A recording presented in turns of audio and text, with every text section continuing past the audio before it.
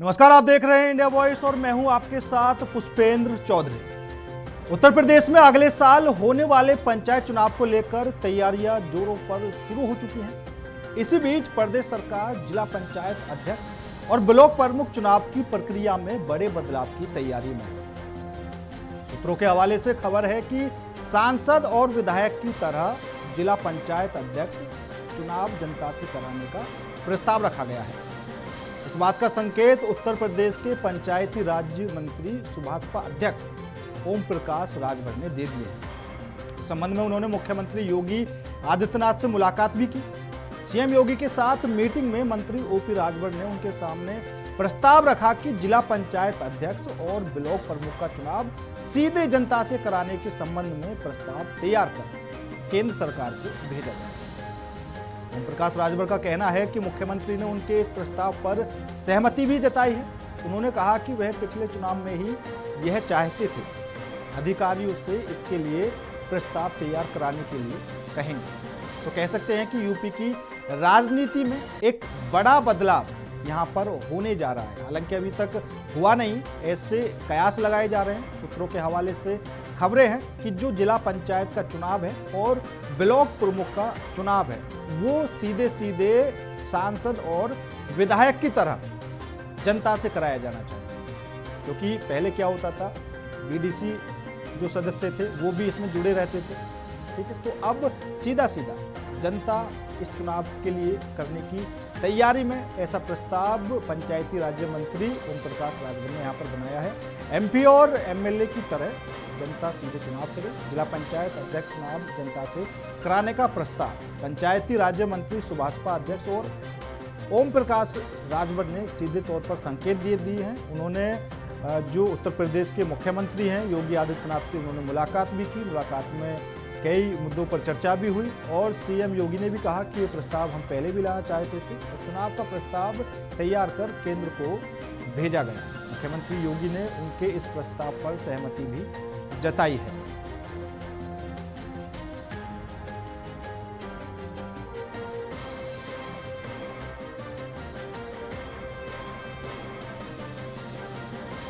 तो यूपी की राजनीति में एक बड़ा बदलाव होने की आशंका यहां पर जताई जा रही है। पंचायती राज्य मंत्री ओम प्रकाश राजभर ने भी सीधे तौर पर संकेत दे दिए हैं। सीएम योगी की मुलाकात में भी यहां पर प्रस्ताव पर बात की गई। सीएम योगी आदित्यनाथ ने प्रस्ताव पर सहमति भी जताई और जो चुनाव जिला अध्यक्ष के चुनाव, जिला पंचायत अध्यक्ष के चुनाव और ब्लॉक प्रमुख के चुनाव सीधे सीधे सांसद और विधायक की तर्ज पर ही कराए जाने का प्रस्ताव यहां पर रखा गया है। अब इस प्रस्ताव से किसको कितना फायदा होगा वो देखने वाली बात है। जो विपक्षी दल हैं वो क्या कुछ आपत्ति जताते हैं वो भी देखने वाली बात है, या फिर इस प्रस्ताव पर सभी की सहमति बनेगी। क्योंकि अभी तक जो जिला पंचायत अध्यक्ष और ब्लॉक प्रमुख के चुनाव होते थे उसमें बीडीसी का भी रोल रहता था। अब सीधे तौर पर जनता वोटिंग करेगी। पहले खरीद फरोख्त भी होती थी, कई तरीके के आरोप भी लगते थे। अब इस प्रस्ताव से कितना कुछ फायदा होगा, केंद्र को प्रस्ताव भेजा गया है, क्या कुछ आगे होगा वो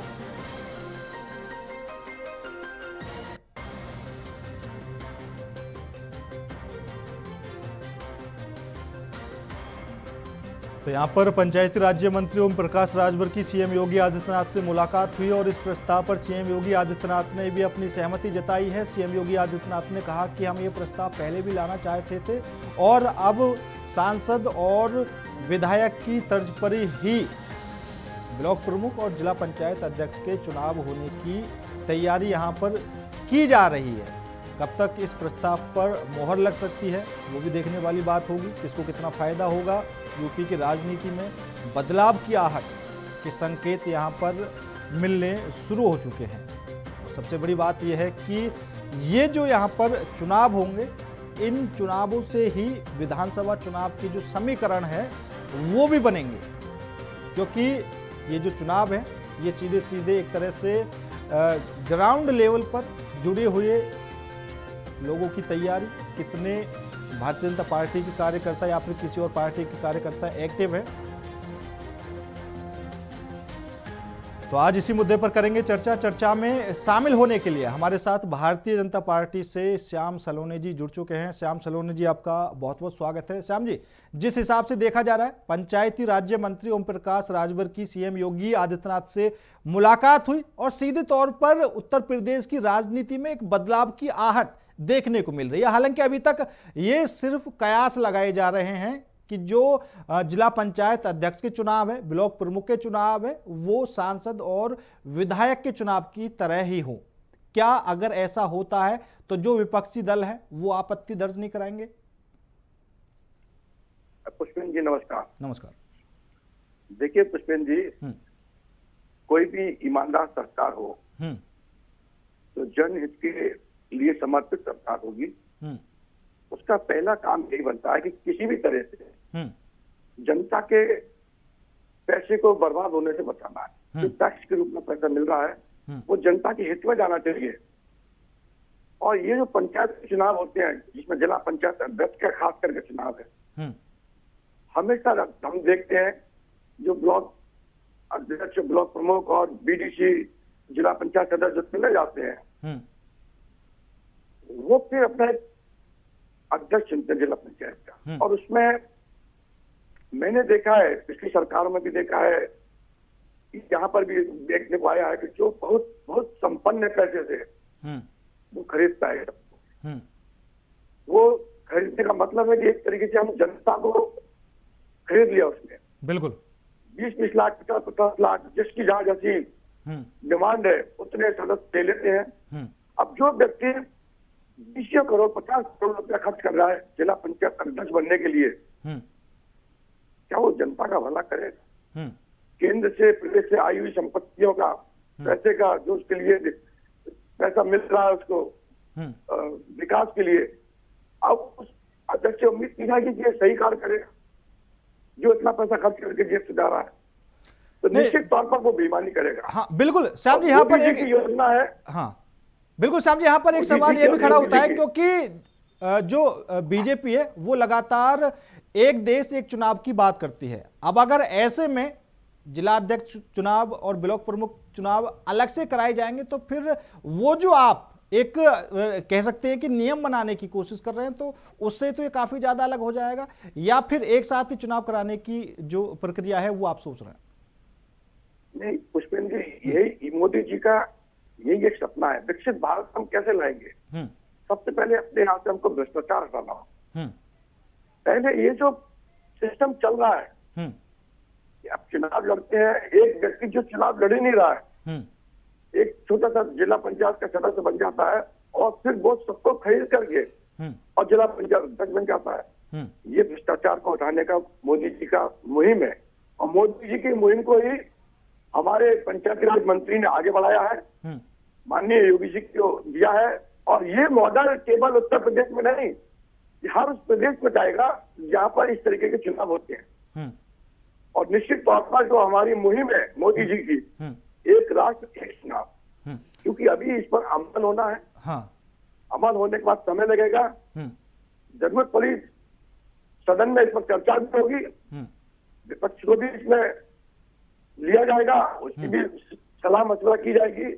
अब जो विपक्ष के ईमानदार पार्टियां होंगी, नेता होंगे, जो जनता हित को चाहेंगे, वो इस पर राजी हो जाएंगे।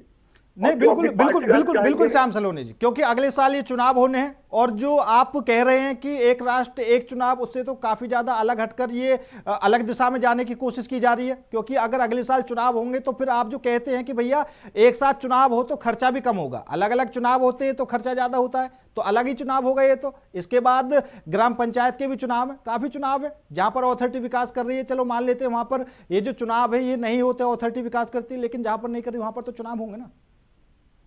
नहीं पुष्पेंद्र जी, देखिए अभी इस चुनाव का कार्यकाल लगभग पूरा होने जा रहा है, 1 साल रह गई है।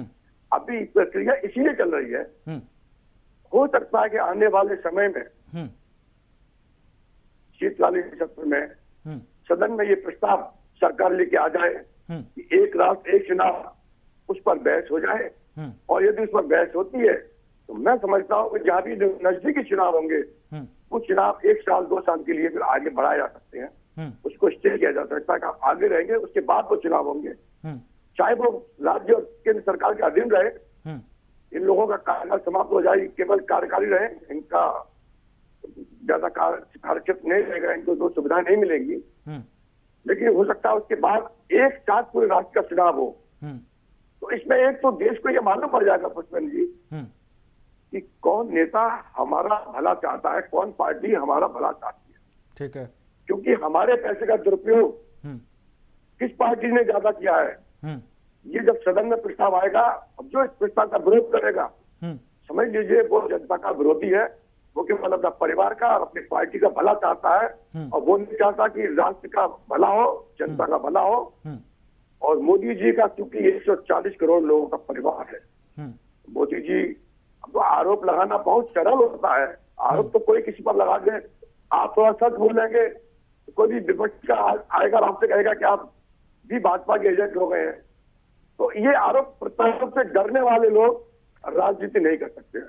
मोदी जी तो वो एक हाथी है जो जब किसी गांव में जाते हैं तो तमाम गांव के बुजुर्ग वो हाथ जोड़ के खड़े हो जाता है, बच्चों से कहते हैं हाथ जोड़ लीजिए, ये गणेश जी आ रहे हैं। लेकिन कुछ भौंकने वाले भी उस पर सबसे ज्यादा भौंकते हैं। और वो क्यों भौंकते हैं, जब उनसे पूछा जाता है तो वो कहते हैं कि हाथी से इतनी परेशानी नहीं है, लेकिन जो हाथ जोड़ते खड़े हैं हमें इनसे परेशानी है। नहीं, बिल्कुल बिल्कुल बिल्कुल बिल्कुल बिल्कुल, हाँ बिल्कुल श्याम सलोनी जी। और ऐसा नहीं है कि जो विरोध करता है वो सिर्फ विपक्ष के ही लोग होते हैं, ठीक है। अगर योगी सरकार भी कोई प्रस्ताव लेकर आई है तो ऐसा भी देखा गया है कि खुद योगी सरकार के जो मंत्री हैं, जो नेता हैं, वो विपक्ष में खड़े हो जाते हैं, वो विरोध में खड़े हो जाते हैं। अगर हम नजूल विधेयक की बात करें, ठीक है, योगी सरकार बहुत शानदार लेकर आई, ठीक है, उसमें भी कुछ आपके ही मंत्रियों ने आपत्ति जताई। पुष्पेंद्र जी, ये कहना कि केवल विपक्ष के ही लोग इस मानसिकता के हैं, 5 उंगलियां एक सी नहीं होती हैं। बिल्कुल, हमारे यहाँ भी कुछ इस प्रकृति के लोग अवश्य हैं, लेकिन चूंकि वो हमारे यहाँ है तो उनकी जो इच्छा है, प्रबल इच्छाएं हैं, वो इच्छाएं उनको दबानी पड़ेंगी। राष्ट्र हित में और जनहित में उनको अपनी इच्छाओं को जागृत करना पड़ेगा। यदि वो स्वेच्छा से कार्य करेंगे, अपने लिए करेंगे, अपने परिवार के लिए करेंगे, तो कम से कम भारतीय जनता पार्टी में उनके लिए कोई स्थान नहीं होगा। आने वाले समय में ऐसे लोग चिन्हित किए जा रहे हैं जो विशेष मौके पर, जबकि मोदी जी ने कहा कि कोई भी स्टेटमेंट किसी प्रकार का नहीं देंगे, फिर भी बाहर नहीं आ रहे हैं कुछ लोग, तो इन पर भी कार्रवाई होगी। क्योंकि मोदी जी एक सुशासन चाहते हैं, योगी जी सुशासन चाहते हैं, हम देश को एक अखंड भारत बना रहे हैं। तो कुछ छोटी मोटी मानसिकता के लोग हर जगह पाए जाते हैं। हमारे यहाँ भी 2-4 है, ऐसा नहीं है कि नहीं है, लेकिन हमारी जड़ मजबूत है, जड़ अच्छी है, इसलिए हमारी शाखाएं टूट नहीं सकती हैं। जिस जड़ की मजबूती होती है, गहराई होती है, उसकी शाखाएं फलीभूत रहती हैं। जिस पार्टी की जड़ी कमजोर हो, जो जड़ प्रधानमंत्री जी पर कहे कि नरेंद्र सरेंडर, ऐसी भाषाएं बोले, उनको यही नहीं मालूम है कि सरेंडर हुआ कौन है। डीजीएम पाकिस्तान से कितनी बार फोन करके रिक्वेस्ट करके विनती करते हैं कि आप युद्ध बंद कर दीजिए, हम आपके आगे सरेंडर हैं। तो हमारे यहाँ के लोग, विपक्ष के नेता ऐसी भाषा बोल रहे हैं जिसको पाकिस्तान कोड कर रहा है। तो इसलिए देश देख रहा है, देश पूरा देख रहा है, और इसका माकूल जवाब समय आने पर देश की जनता इन नेताओं को, विपक्ष वालों को देगी। बिल्कुल। और श्याम सलोनी जी, यहाँ पर एक सवाल और खड़ा होता है। वो सवाल ये है कि अभी तक सरकार या फिर कोई भी पार्टी हो, वो कंफ्यूजन जैसी स्थिति में रहती थी। अगर कोई उसकी पार्टी का ब्लॉक प्रमुख बनता हो या फिर कोई जिला पंचायत अध्यक्ष बनता हो, तो ये पता नहीं लगा पाती थी कि इनका वजूद है या नहीं। क्योंकि अभी आपने एक बात कही थी, क्योंकि जो बीडीसी हैं उनको खरीद लिया जाता था, कोई भी जिला प्रमुख बन जाता था, कोई भी ब्लॉक प्रमुख बन जाता था। तो अब जो सीधे सीधे जनता वोटिंग करेगी, इससे ये भी पता चल जाएगा कि किस नेता की कितनी छवि जनता के बीच में अच्छी है, किसका कितना वजूद है। बिल्कुल पुष्पेंद्र जी, ये जो चुनाव है ना, पंचायती चुनाव, पंचायती चुनाव गांव का हुआ है या नगर निगम का पार्षद का चुनाव, ये चुनाव होता ही उस कार्यकर्ता का है जो वास्तव में जनता के बीच में रहता है, जनता के ही लोग होते हैं। अब जनता के बीच में रहने वाला उसकी छवि कैसी है? बिल्कुल। अगर किसी पार्टी से चुनाव लड़ेगा, यदि कोई भी पार्टी, मैं कह रहा हूं हमारी भारतीय जनता पार्टी है, यदि किसी गलत व्यक्ति को टिकट देगी और वो घर घर गाँव में जाएगा, उसकी छवि खराब है, वो चुनाव हार जाएगा। और ऐसे लोग चुनाव हार जाते हैं, लेकिन चूंकि संपत्ति उनके पास बहुत है, अपने घर से 3-3, 4-4 लोगों को चुनाव लड़ाते हैं, 2 हार जाता है, अगर एक भी जीत जाता है तो पैसे के दम पर वो फिर बाकी को खरीद लेते हैं। तो ये भ्रष्टाचार खत्म हो जाएगा। इसी भ्रष्टाचार को खत्म करना योगी जी ने है, इसी भ्रष्टाचार को खत्म करना मोदी जी ने है। तो भारत में एक सुशासन कैसे आएगा? भारतीय जनता पार्टी इसी पर चल रही है। समय लग रहा है, लेकिन एक दिन आएगा जब एक राष्ट्र, एक चुनाव, देश की जनता की मांग होगी और ये होकर रहेगा। बिल्कुल। और यहाँ पर एक समीकरण भी तय कर सकते हैं, जैसे अभी तक अगर कोई ब्लॉक प्रमुख बना हो या फिर आपके 20 जिला पंचायत अध्यक्ष बने हों, तो उससे ये अनुमान नहीं लगाया जा सकता था कि हमारी पार्टी ग्राउंड पर कितनी मजबूत है। अगर जनता सीधे तौर पर उनको जिताकर भेजेगी तो आप आने वाले विधानसभा चुनाव के लिए भी उनके चेहरों पर भी सहमति जता सकते हैं कि भैया जनता ने इनको चुना है। अभी तक तो कंफ्यूजन वाली स्थिति चल रही थी। बिल्कुल पुष्पेंद्र जी, मैं सहमत हूं इस बात से। हमको हर पार्टी को अपनी जमीनी हकीकत सामने आ जाएगी कि हमारे जो लोग जीत के आ रहे हैं वो हमारे सिम्बल पर जीत रहे हैं। हमें हैसियत मालूम पड़ जाएगी कि हाँ, हम कितनी गहराई से जनता के बीच में अपना कार्य को कर रहे हैं। इससे बहुत अच्छे संदेश निकलेंगे, हर पार्टी के लिए निकलेंगे। और हर पार्टी ईमानदारी से कार्य करेगी, जनहित के लिए कार्य करेगी, जनता के बीच में जाएगी, उनके परेशानियों को दूर करने के लिए आगे आएगी। हर पार्टी जो राजनीतिक पार्टी है, अब जो इसका विरोध करेगी तो निश्चित मान लीजिए कि वो जनता के हित में नहीं है। वो केवल अपने धन बल से, अपने बाहुबल से डरा करके जनता का वोट लेना चाहते हैं। जो इस प्रस्ताव का विरोध करते हैं, वो कोई पार्टी हो। ठीक है, हमारे साथ समाजवादी पार्टी से दारा सिंह जी भी जुड़ चुके हैं। दारा जी, अभी उत्तर प्रदेश की राजनीति में पंचायत चुनाव में एक बदलाव की आहट देखने की आशंका सामने आ रही है। ठीक है, आशंकाएं ये हैं कि जो ब्लॉक प्रमुख के चुनाव होते हैं, जिला पंचायत अध्यक्ष के चुनाव होते हैं, वो बिल्कुल सांसद और विधायक की तर्ज पे हों, जनता सीधे उनको वोटिंग करे। देखिए, जनता जो है, जनता की अब चलती कहाँ है? अब तो जनता पर रिवॉल्वर तान दिया जाता है भारतीय जनता पार्टी की तरफ से। प्रधानों को जिला पंचायतों पे मुकदमा कर दिया जाता है। देखिए, जब तक निर्वाचन आयोग निष्पक्ष नहीं होगा और भारतीय जनता पार्टी की गुंडाई खत्म नहीं होती, तब तक कोई भी चुनाव कराना हमें लगता है देश के अंदर अब खतरनाक हो गया है। देखिए, ये किसी की हत्या भी करा सकते हैं। जब रिवॉल्वर पुलिस द्वारा तानवा सकते हैं वोटरों पे, तो ये कुछ भी करा सकते हैं। और ये जीतने के लिए किसी भी हद तक जा सकते हैं। जैसे पुलवामा हमला हो गया, पहलगांव हमला हो गया। तो पंचायती राज तो छोटा चुनाव है। और मैंने पहले भी कहा था कि हो सकता है कि इतनी चापलूसी लोग करते हैं कि योगी जी को आपकी प्रधान का चुनाव लड़ना आते हैं, या हमारे केशव प्रसाद मौर्य जी जो है डिप्टी सीएम है, उनको भी टिकट मिल जाए प्रधानी का। बात ये नहीं है, बात यहाँ पर ये आती है कि विकास कैसे होगा, ईमानदारी से चुनाव कब होगा। यही भारतीय जनता पार्टी है जो दूसरी पार्टियों पर आरोप लगाती थी, और आज ये क्या कर रही, कौन सा तांडव कर रही है, ये पुष्पेंद्र जी सबसे बड़ा सवाल है देश के अंदर। श्याम सलोनी जी। पुष्पेंद्र जी, दारा सिंह जी से मेरी सहानुभूति है। हम लोग कई बार एक साथ डिबेट में बैठे हैं और मित्रता हो जाती है, विचार कभी कभी नहीं मिलते हैं। अब इनकी मजबूरी है, और मजबूरी ये है कि ये समाजवादी पार्टी से है, तो मजबूरी में उसके हिसाब से बोलना पड़ेगा जो पार्टी की गाइडलाइन होगी। इनको हर अच्छे प्रस्ताव का विरोध करना है, लेकिन जनता की जो इनको देखनी है शक्ति है, जनता तो समझ रही है। आप पुलवामा को, आप पहलगाम को जिस तरह से आप सीधा सीधा पार्टी से जोड़ रहे हैं, सरकार से जोड़ रहे हैं, और पाकिस्तान के हित की आप बात कर रहे हैं, तो ये जनता के बीच में फिर आप किस मुंह से जाएंगे, आप क्या बोलेंगे? तो ये तो इनके लिए हानिकारक शब्द है।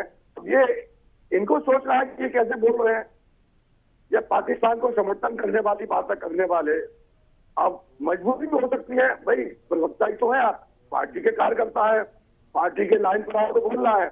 बिल्कुल। लेकिन ये सच्चाई है कि समाजवादी पार्टी के जो भी मित्र बोलते हैं वो आदरणीय अखिलेश यादव जी की लिखी हुई लाइनों को बोलते हैं।